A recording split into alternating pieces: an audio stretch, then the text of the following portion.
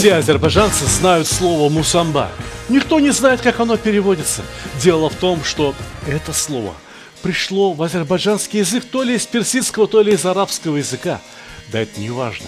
Дело в том, что мусамба – это давным-давно азербайджанское национальное блюдо. Мы готовим множество его разновидностей, и каждое одно вкуснее другого. А все начинается с того, что надо очень вкусно пожарить лук. Лук я жарю на топленом масле, и лук уже готов. Настало время разделать и пожарить мясо, приготовить каурму. Возьмите грамм 600-800 мяса. Разумеется, в Азербайджане чаще всего используется баранина, но можно приготовить из телятины, из говядины, можно приготовить даже с курятиной. Но самое главное, что кусочки мяса должны быть достаточно крупными. Грамм может быть по 30, 40, а почему бы и не по 50. Вот такие кусочки мяса. Возьмешь на вилочку, есть что покушать. Жарить мясо я тоже буду именно на топленом масле. Примерно 2 столовые ложки масла. Количество мяса необходимо брать сообразное посуде. Либо посуду подбирать под количество мяса. Дело в том, что кусочки мяса должны улечься в сковородку, либо в сотейник, либо в неглубокую кастрюлю в один слой. Ну, максимум 1,5. А если на каких-то кусочках мяса есть жирок, ну, бывает же баранья ножка покрыта немножко жирком, то жирком в донышку. Так вкуснее получится. А уложили мясо на сковородку? Не надо сразу хвататься за лопатку и торопиться перемешивать мясо. Нет, оно сейчас, скорее всего, прилипло к сковороде. Пожарится, покраснеет, оно само отлипнет от сковороды. Торопиться не надо. Идите сюда.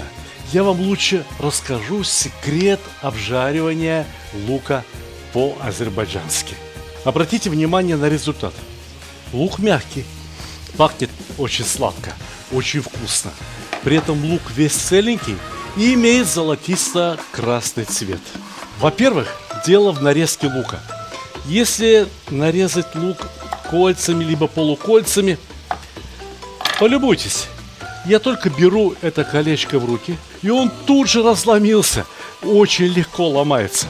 А если лук нарезать вдоль, по меридиану, я часто предлагаю этот способ.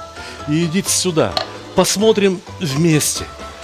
Берем одно перышко лука в руки, гнем его как хотим, и он не ломается. Он гораздо прочнее.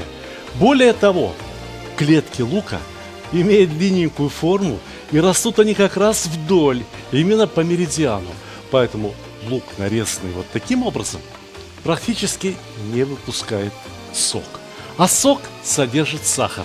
Пока говорили, я чувствую по запаху, что пора мясо помешать. Жарится ровно так, как хотелось бы, и уже не прилипает. Все кусочки отходят от донышка сковородки свободно. В общем, никуда не торопясь. Я ваш, пендыр-лаваш, как говорят в Азербайджане. Мясо пожарили до очень красивого красного цвета. Теперь его пора посолить. И теперь к нему пора добавить обжаренный лук. Эх, лук даст мясу отличный запах. Лук даст будущему соусу отличную консистенцию. Откуда же возьмется соус, если здесь в сковородке практически сухо? А мы сюда дольем бульон. Мы же жарили одну мякоть. А куда делись кости? Куда делись жилки? Из всего этого следовало приготовить бульон. Бульон дома должен быть всегда. Вы видели, как очень осторожно я посолил сегодня мясо? Обычно я солю гораздо сильнее. Но дело в том, что в Азербайджане еду не столько солят, сколько подкисляют. Можно взять лимонный сок, а можно взять лимонную кислоту. Получится очень хорошо. Пол чайной ложечки. Этого вполне достаточно. Умеренность – наивысшая из достоинств. Особенно, когда речь идет о молотой корице. Эта приправа придает таинственный восточный флер. Но брать ее надо вот столько. На кончике чайной ложки больше не нужно. Иначе будет слишком сильно пахнуть корицей. Вот когда речь идет про черный перец, там, пожалуйста, бери и насыпай. Должна быть еда слегка острой. Должна еда веселить организм.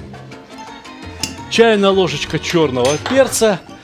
Перемешаем, и мясо с луком может потомиться в сторонке целых 45 минут, пока бульон почти что не выпарится. А тем временем на другой сковородочке мы будем жарить баклажаны. Эх, вот раньше были баклажаны. Их надо было солить, оставлять, выжимать из них довольно горький сок, иногда даже промывать. И только после этого можно было готовить баклажаны. Запах у тех баклажанов и вкус был очень-очень сильный.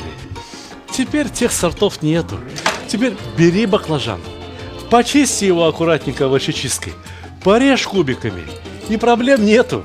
Начинай обжаривать. Мясо видели, какими кубиками было нарезано? Оно ужарилось и стало поменьше. Баклажаны тоже ужарятся, но не настолько.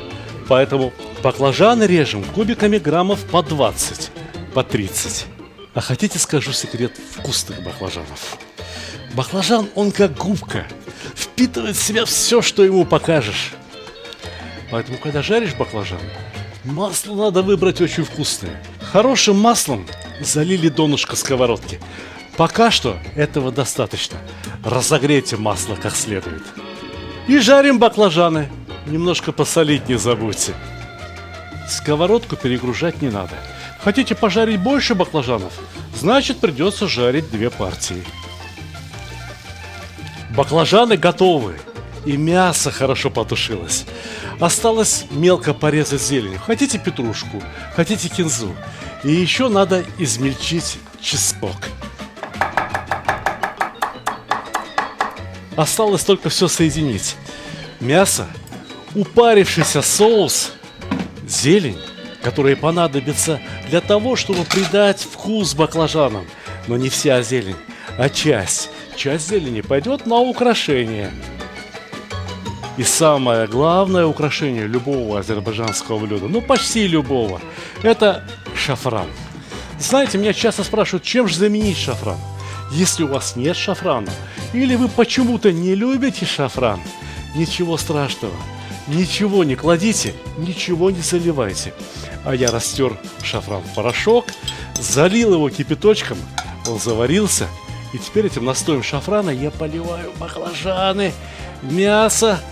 И всему этому только и осталось, что слегка прогреться вместе, пожениться, да еще встретиться с чесноком. Чеснок и баклажаны – это необычайно вкусное сочетание.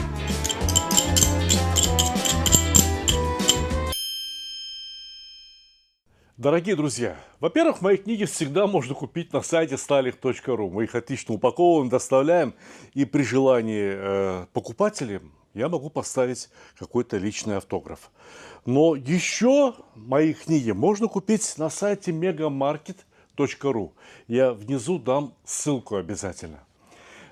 Почему удобно покупать на сайте Мегамаркет? Во-первых, там сейчас проходит колоссальная акция. 31% кэшбэка. Что это означает? Вы покупаете вот эту шикарную книгу «Плов», либо вот эту шикарную книгу «Казан» за 3950 рублей, а вам начисляется кэшбэк 1225 рублей. Понимаете? Ну, вот посмотрите, просто шикарно. 543 рубля за недорогую книжку «Мангал». Недорогая, но очень полезная. И так далее. Книжка «Сталик Видеобук» никогда не продавалась ни в каких маркетплейсах, а теперь продается на сайте Мегамаркета. И кэшбэк 1178 рублей. Но это еще не все. Некоторые люди ухитряются покупать мои книги. Знаете, за сколько? Вот посмотрите. Человек купил книжку «Мангал» и заплатил всего лишь навсего 18 рублей.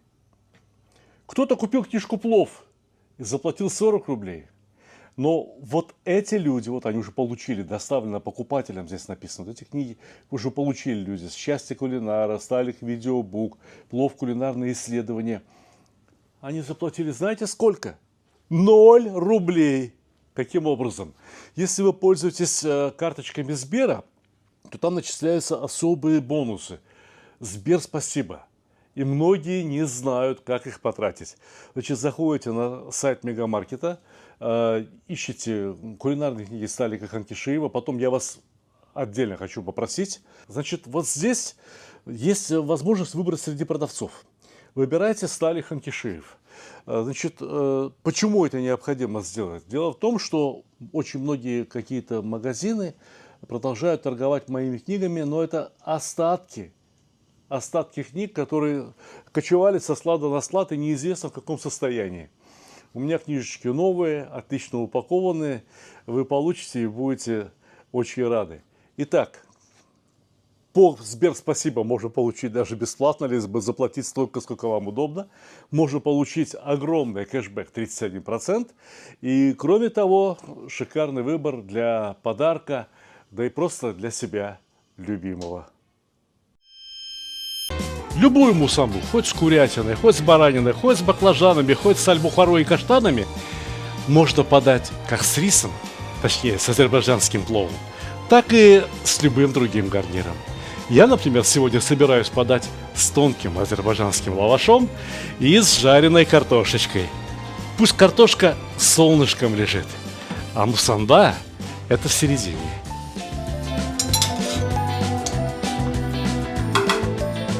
Соус такой ароматный, такой аппетитный. В него будет так вкусно макать лаваш. От всей души желаю вам успехов в кулинарии и, конечно же, приятного аппетита!